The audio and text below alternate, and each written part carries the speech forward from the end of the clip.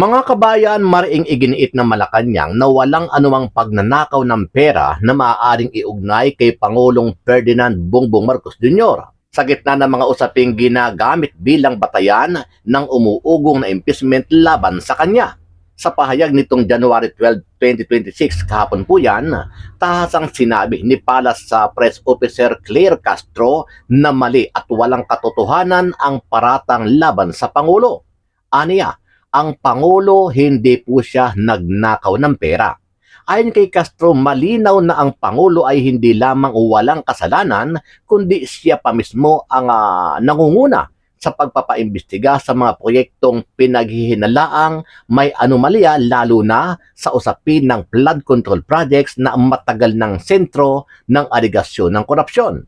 Pangalawa, siya ang nagpaimbestiga sa mga maanomalyang flood control projects at maaaring maging sanhi ng korupsyon. Dagdag pa ng palasyo, mananatiling buo ang paniniwala ng Pangulo na kikilos ang Kongreso batay sa katotohanan at hindi sa ingay ng politika dahil wala umano siyang ginagawang paglabag sa batas.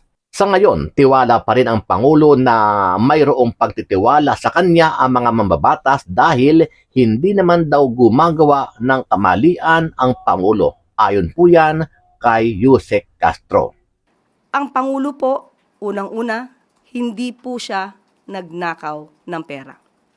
Pangalawa, siya po ang nagpapaimbestiga sa mga maaanomalyang flood control projects at maaaring naging sanhi ng korupsyon. Pangatlo, wala po siyang Mary Grace Piatos.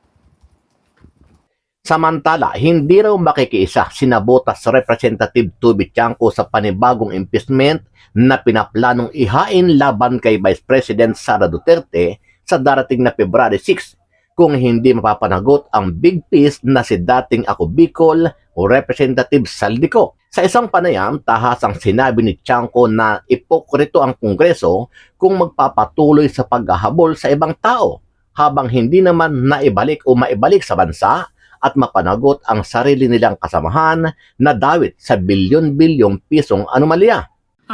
Okay, I'll be very honest dito sa stand ko dito. No? If come Feb 6, wala pang big fish, ibig sabihin at least si Saldi ko hindi pa na ibabalik dito.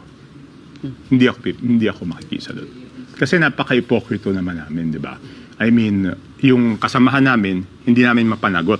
Tapos gusto namin mapanagot yung ibang tao. Di ba? Parang dito kasi sa kasong to, parang kami yung piskal, di ba? Tapos kami yung piskal, may bahid doon sa amin. Tapos gusto namin panagutin yung ibang tao kaysa doon sa panagutin yung kasama namin. Number one yan.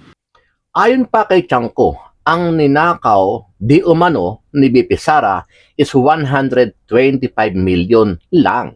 Hindi sa binabaliwala niya yung 125 billion, malaking halaga rin yun. Pero kung ikukumpara daw sa mga congressman at kagaya ni Saldico na itinuturong isa sa mga mastermind, bilyon-bilyong piso.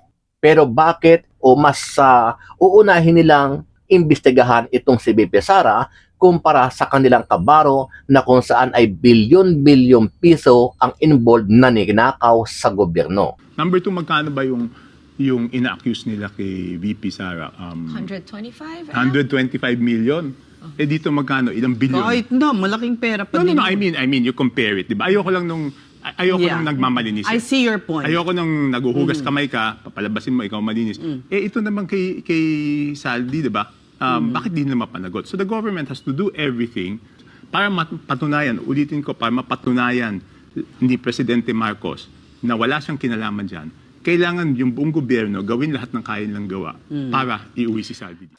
Ano ang masasabi mo dito, kabayan? Sama-sama nating panoorin ang buong video at pakicomment nyo po ang inyong mga reaksyon at sariling opinyon. Hi, Yusek. Good afternoon. Yusek, Palas has released its initial reaction on the alleged impeachment complaint against President Bongbong Marcos. Siguro po, has he been made aware of these moves and how ready is he to face claims of betrayal of public trust kung umabot man po sa impeachment complaint talaga? Wala pa nga yung complaint, paano makakapag-ready ang Pangulo? Babasahin muna kung meron mang complaint. At di umano, ito yung nakita na rin natin sa balita, na di umano na may lumapit sa isang mambabatas na mga supporters ng isang politician So, at mukhang sila ay mga miyembro ng DDS. Okay?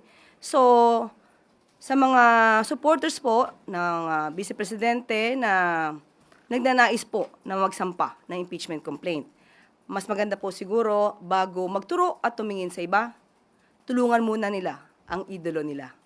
Una-una dahil ang usapin dito, ang impeachment complaint ay hindi ito pang media lamang. Hindi ito panakot lamang. Mas maganda po na masagot ang mga issue dahil sinasabi nila ang paglalabas di umano ng balak ng mga supporter ng mga Duterte na magsampa ng impeachment. Sinasabi ng iba, ito para makaiwas di umano ang Vice Presidente sa mga isyung paglustay at mga di umanong pagtanggap ng pondo, milyong-milyong pondo mula sa mga drug lords. So mas magandang masagot po yan. At ang Pangulo naman, handa naman po sa lahat ng pagkakataon dahil siya po ay gumagalang sa konstitusyon, gumagalang po siya sa proseso. Pero kung pag-uusapan po natin ay breach of public trust, dahil nabanggit ito tungkol sa di umanong pagpirma sa GAA. Ang Pangulo po, unang-una, hindi po siya nagnakaw ng pera.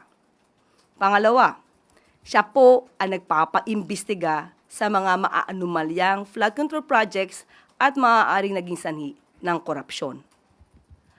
Pangatlo, wala po siyang Mary Grace Piatos. Follow-up lang po. So sa mata po ng palasyo, si Vice President Sara Duterte o ang Duterte family ang nasa likod ng mga usap-usapan para ipa-impeach si Pangulong Marcos. Yan po ang inamin ng isang mambabatas. So sa kanya po galing yung sinasabing DDS po or Duterte supporter ang nais maghain ng impeachment complaint laban sa Pangulo. Follow-up mula kay Maricel Halili, TV5. Magandang umaga po, Yusek. Although your statement is clear, I wonder how confident is the President or Malacanang when it comes po doon sa support ng mga members ng Congress because we all know this is a numbers game. Sa ngayon, tiwala pa rin po ang Pangulo na meron pong pagtitiwala rin sa kanya ang mga mambabatas dahil hindi naman po gumagawa ng kamalian ng Pangulo. Siya pa nga po ang pumortekta, lalong-lalo na ng 2025 budget dahil bago po ma-release ang pondo, kailangan po may conditional implementation at yung tinatawag natin for later release na maraming umalma at ang sinabi pa ito ay First Lady reject. So, pinangalagaan po ng Pangulo ang ating pondo. Kaya sa mga matitino din po at maayos na mga mababatas, alam po natin kung saan sila gagawi. Gagawi sila sa matino at hindi sa mga kurakot.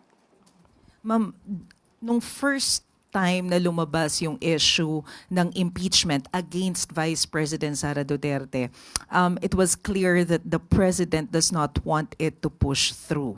Ganun pa rin po ba ang posisyon ngayon ng Pangulo tungkol naman doon sa bantang impeachment against the Vice President? Noong nakaraang linggo po ay nakausap natin mismo ang Pangulo at tinanong natin dyan. Dahil sinabi po natin, tinatanong na po ng MPC kung anong inyong magiging reaksyon sa mga nababalitang magsasampa ng impeachment complaint laban kay sa Vice Presidente. Ang tanging tugon lamang niya sa akin ay kung ano po ang pagtrato sa pag-iimbestiga sa flood control projects, mga anomalyang flood control projects. Ganon din po ang gawing pagtrato sa paggagawa or sa pag-iimbestiga patungkol dito sa impeachment complaint laban kay VP Sara. Sunod na tanong mula kay Alvin Baltasar, Radyo Pilipinas.